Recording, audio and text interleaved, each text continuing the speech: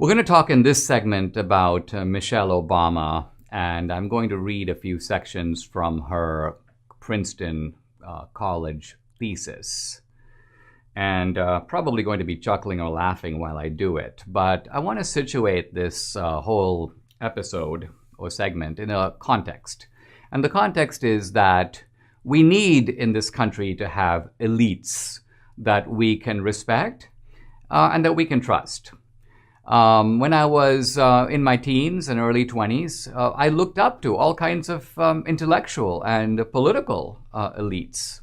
I looked up to the influence of Friedrich Hayek, the economist, Milton Friedman, Alexander Solzhenitsyn, William F. Buckley. Later, when I joined the Reagan White House, I was interviewed for my job by Howard Baker, who was the chief of staff. So these are intellectual and political elites. But I felt, and I don't know if it was my naivete upon being young, I don't think so, that these were substantial people who had substantial ideas and substantial skills, in the case of Howard Baker, of negotiation and political maturity and political wisdom. And that was true not just of Howard Baker, of course. It was true of Secretary of the Treasury James Baker, Secretary of State George Shultz, Bill Bennett at the Department of Education, and so on. I say all this because Michelle Obama presents herself. She's part of, I would call it, the new elite in America. And you can just see this by the fact that she's not only on every fashion magazine for her fabled beauty. I mean, she's on a lot more fashion magazines than, let's say, Melania Trump ever was. But she's also consulted as an authority, as an intellectual, as somebody with a lot of wisdom, and she sees herself that way. She gave an interview recently in which she was talking about elites. And Michelle Obama says, and I'm now kind of quoting her, she goes, "I've been at every powerful table you can think of. They're not that smart." So she presents this as kind of a discovery to young women everywhere. She says, quote, "I have been at probably every powerful table you can think of. I've worked at nonprofits, I've been at foundations, I've worked in corporations, served on corporate boards, I've been at the G summits, I've sat in the UN. They're not that smart." So basically what Michelle Obama is saying is that she's the smart one. She just discovered that she's actually as smart, if not smarter. Why else would she be on all these boards? Why else would she herself have access to all these elite precincts of American life? So given all this, it's really instructive to do what I did, which is go online, and you can do it yourself, and search and pull up Michelle Obama's college thesis. Written, by the way, this is the thesis for her to get the Princeton degree. And it's her topic itself is kind of remarkable. She's not writing about Frederick Douglass, so she's not writing about immigration in the 19th century. Here's her topic: Princeton educated blacks in the black community. She's basically doing a thesis on being black at Princeton. Wow. This is for the Department of Sociology, but I think as we get into this thesis, you'll see that she should have gotten her degree not in sociology, but perhaps in obviousology. Now I'm going to read. I'm going to try to keep a straight face. But I think you'll begin to see what we're dealing with here. This is the kind of new elite of American life. I'm quoting now Michelle Obama.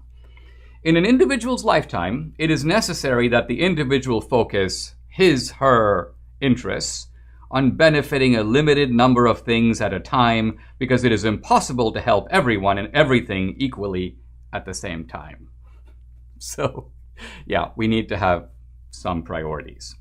"Therefore," continues Michelle Obama, "the individual must create a motivational hierarchy from which the individual can determine which social groups are the most important to benefit. Some individuals may place the highest value on benefiting themselves or their families. Others may value their occupational fields most highly. In still other instances, one's motivation to benefit either the U.S. society, the non-white races of the world, or the human species as a whole could be most powerful." In summary, people have different sets of priorities. This is the point of her study. The study accomplishes, no, she writes not accomplishes, but accomplishes. So this is a thesis riddled with grammatical and spelling errors. Anyway, I'll skip over those. The study accomplishes this measure of change by dividing the respondents' lives, she's doing a survey with these respondents, into 3 periods. Pre-Princeton, she explains, years before entering college, Princeton, parentheses, years in college, and post-Princeton, years after graduating from college. Very helpful parentheses right there. It is important to realize that the change measured is that which is perceived by the individual. For example, the individual answering the question may believe that she has changed in no way at all. However, if someone else, possibly a family member, were asked the same question about the individual, it is possible that they would believe that the individual has drastically changed. In other words, we're going to be consulting you about your opinion of change, not other people about their opinions about you. I read on. It is often difficult for some black students to adjust to Princeton's environment, and unfortunately, there are very few adequate support groups which provide some form of guidance and counsel for black students having difficulty making the transition from their home environment to Princeton. This is true not just of blacks, but of all students. It's a difficult transition to college. Now comes the crushing line. Most students are dependent upon the use of their own faculties to carry them through Princeton. Wow. Whose faculties are we supposed to rely on? This is the whole point of sending your kid off to college, so they can rely on their own faculties, get through college, learn to become a grown-up, learn to become an adult. But Michelle Obama is treating this as some kind of deprivation. I continue. For this study, the pre-Princeton measure provides a rough idea of what kind of beliefs respondents held with respect to the dependent variables before entering college, and the post-Princeton measure provides some idea of what respondents' beliefs are after college. This is a kind of decorative way of basically saying before, during, and after. Thus, if findings show consistency between the two periods, pre-Princeton and post-Princeton, it may be possible that no change occurred as a result of their Princeton education. Or possibly in this case, Princeton's effect on the respondents' beliefs lasted for a short time and then no longer affected, she actually means affected, but she says affected, their attitudes, thus making these effects temporary. Now, it goes on and on like this. This is basically 7th grade prose combined with 6th grade ideas. And you may say, if this is an academic thesis, like where are the references? There are almost none of them. There are just like 2 or 3. At one point, this is a classic example. She's talking about a professor named Carolyn DeJoy. DeJoy discusses the claims of the negative effects of predominantly white universities on black students attending those universities. Then comes this line. Although I was unable to find empirical support for DeJoy's essay, I feel the ideas she expressed are worth discussion. So she can't corroborate or verify the ideas, but she feels that they're worth discussion. Now I'm going to go to the footnote.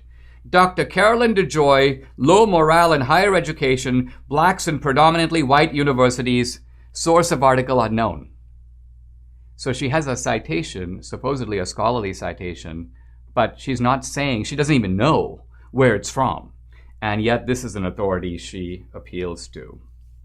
Now, the writer Christopher Hitchens, commenting on this thesis, said the following.